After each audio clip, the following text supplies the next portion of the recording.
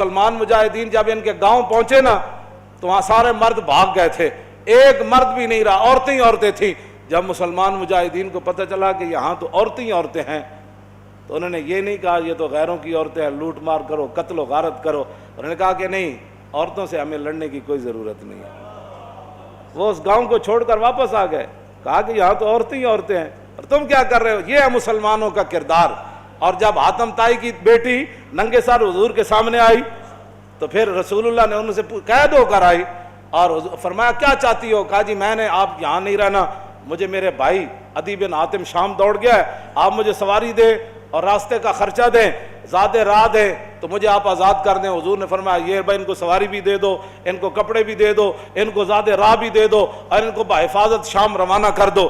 جب وہ شام پہنچی نا، عدی بن حاتم، حاتم طائی کے بیٹا، ان کا بھائی نے کہا تھا میں نے حضور کا کلمہ نہیں پڑھنا، جو مرضی ہو جائے۔ جب وہ بہن بھائی کے پاس پہنچی تو پہنچنے کے بعد اس نے پوچھا تو کہاں سے آ رہی ہے؟ انہوں نے کہا میں تو رسول اللہ کے دربار سے آ رہی ہوں۔ انہوں نے کہا پھر کیا ہوا؟ انہوں نے کہا میں تو قید ہو گئی تھی۔ انہوں نے کہا پھر تجھے قتل نہیں؟ انہوں نے کہا قتل کی بات کرتا ہے تو قتل کی بات ہے؟ انہوں نے کہا تو نے کیسا ان کو پایا؟ انہوں نے کہا بھائی جان ایتھے سمجھ آنے والی گل نہیں۔ انہوں نے کہا میں تے نہیں مننا۔ انہوں نے کہا جلا ہویا ایک بار جا تے صحیح، تو ویکھ تے صحیح، تو آیا نہ درتے کیوں بد نصیبہ، ہزارہ رنگاں وچ رنگیں دے محمد۔ بہن دے کہن ہوتے عدی بن حاتم کہنے میں تو تیز سواری رکھی ہوئی سی، میں تو نس آیا، میں حضور دا کلمہ نہیں پڑھنا۔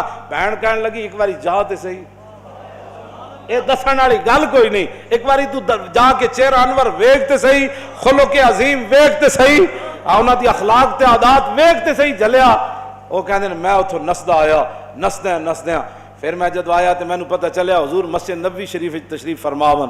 کہندے میں جدو جا کے حاضر ہویا تو حضور اٹھ کھڑے ہوئے میرے واسطے۔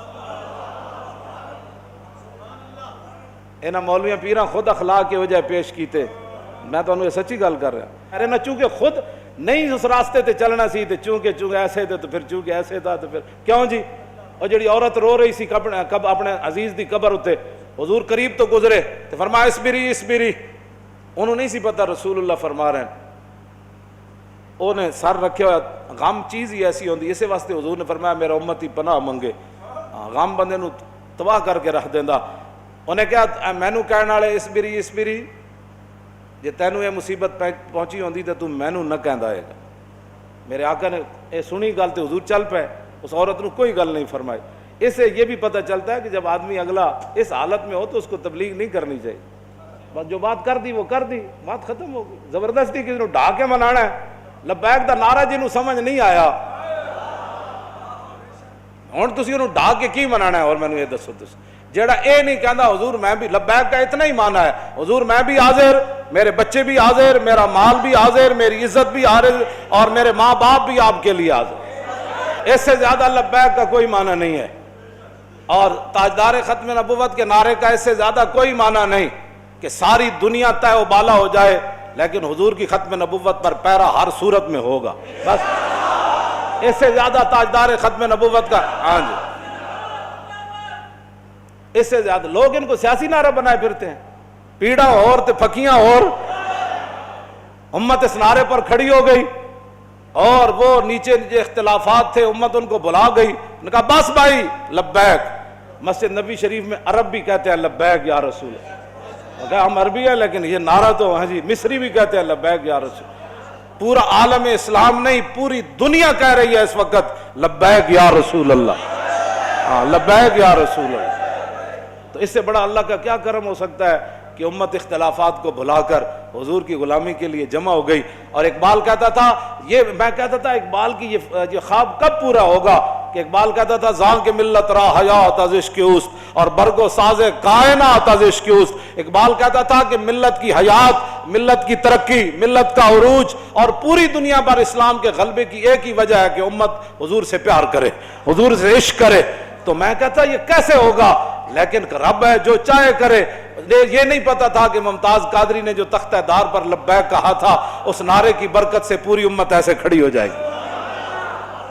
ہاں جی، بات اتنی ہے کہ وہ عورت نے حضور نال گل کی تھی کہ مجھے بہت مصیبت پہنچی ہے، اس کو تو پتہ نہیں تھا یہ رسول اللہ ہے، اور غم کتنی عجیب چیز ہے کہ وہ حضور کی آواز کو بھی نہ پہچان سکتا۔ اللہم انی اعوذ بک من الغم والحزن. حضور کی اپنی دعائیں مبارکہ ہے کہ میرا امتی کہے میں پناہ مانگتا ہوں غم اور حزن سے.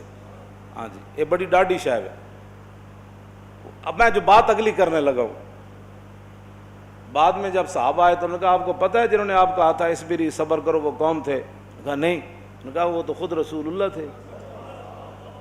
وہ میں نے حضور کو یہ جواب دیا ہے. وہ کہتی ہے میں پھر گئی جلدی جلدی حضور کے دربار پر. میں جو بات کرنے لگا ہوں وہ یہ ہے. وہ کہتی ہے جب میں حضور کے دروازے پر پہنچی تو میں نے کوئی وہاں چوکیدار نہیں پایا. 50 گارڈ اگے تے 50 پیچھے. اس حضرت صاحب نہ سلام کون لوے گا؟ جتیاں پوان والے اور جبے پوان والے اور تے میک اپ کرن والے اور. میں تے نہیں پڑھیا نہیں جو اس وقت حسنہ چلیا. اسے واسطے تو ایک باری جڑا حضرت عدی بن حاتم آئے نا تے جدو رسول اللہ نال ملاقات ہوئی حضور اٹھ کھڑے ہوئے تے عدی بن حاتم کہندے نے میرے دل نے گواہی دیتی ہے اللہ دے رسول. کیوں جی؟ فرماندے نے پھر حضور نے میرا ہاتھ پکڑیا تے حضور اپنے در اقدس دی طرف گھر دی طرف چل پے. کہندے راستے چ ایک بڈھی مائی مل گئی. عورتاں نوں ویسی گلاں نہیں مکدیاں تے مائی بھی ہوے تے پھر بڈھی بھی ہوے.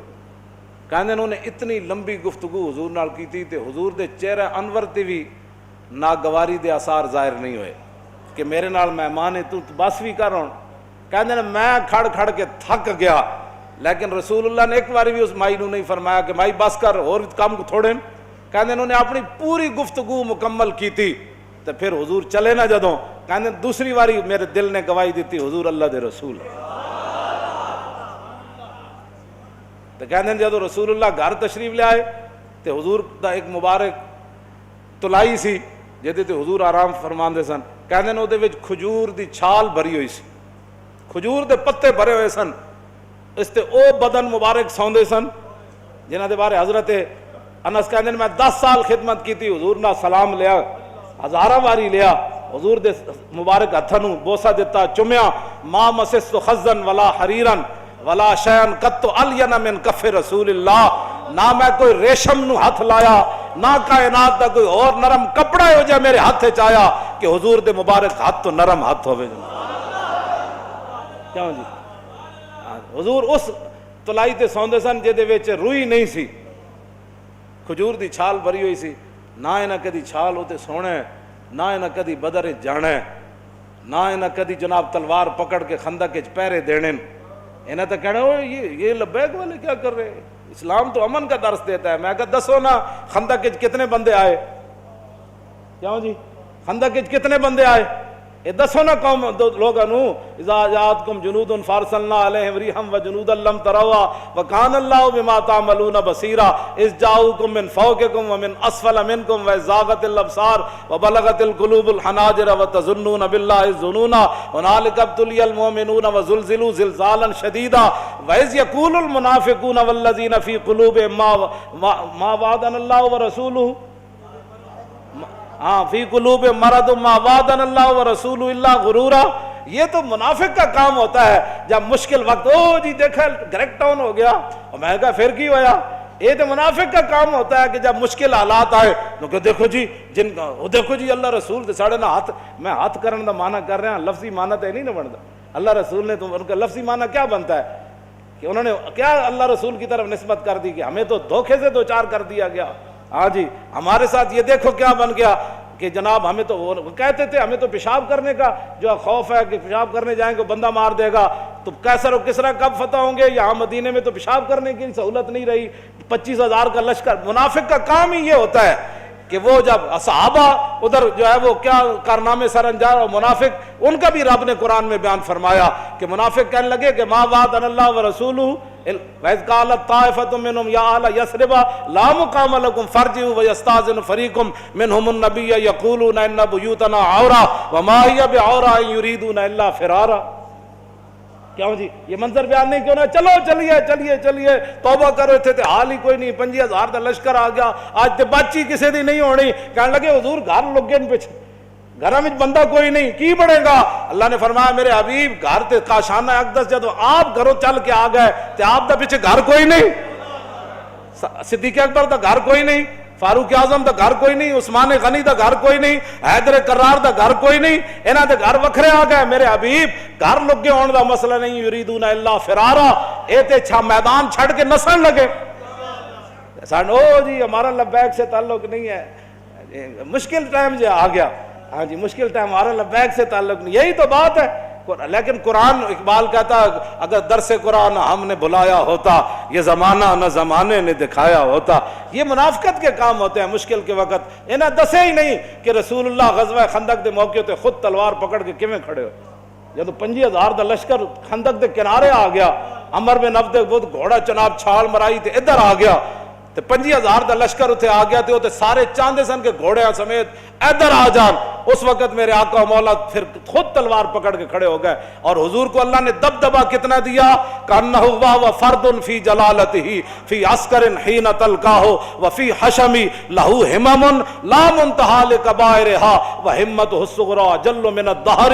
یہ دوسرا حضرت حسان کا شعر ہے، پہلا امام بوصیری کا شعر ہے۔ فرمایا اللہ نے ہمارے آقا و مولا کو ہیبت اور جلال اتنا عطا فرمایا کہ حضور تنہا بھی کھڑے ہوتے تو محسوس ہوتا کہ حضور کی پشت پر لاکھوں کا لشکر کھڑا ہے۔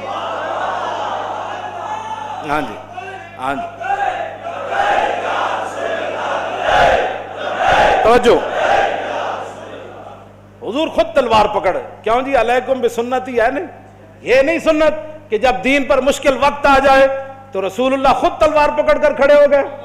کیا یہ ان کے لیے سنت نہیں تھی کہ جب حضور کی ختم نبوت پر مشکل وقت آیا، حملہ ہو گیا اور حضور کی عزت پر حملہ ہو گیا، تو کیا قوم کے رہنماؤں کی، مذہبی رہنماؤں کی، پیروں کی، فقیروں کی، مولویوں کی یہ ذمہ داری نہیں تھی کہ خود میدان میں ایسے نکل آتے؟ یہ ہے نا علیکم بسنتی و سنت الخلفاء، کیوں جی الراشدین۔ اور سنت خلفاء کیا ہے؟ یہ تو حضور کا اپنا اس طریقہ مبارکہ ہے نا۔ سنت خلفاء کیا ہے؟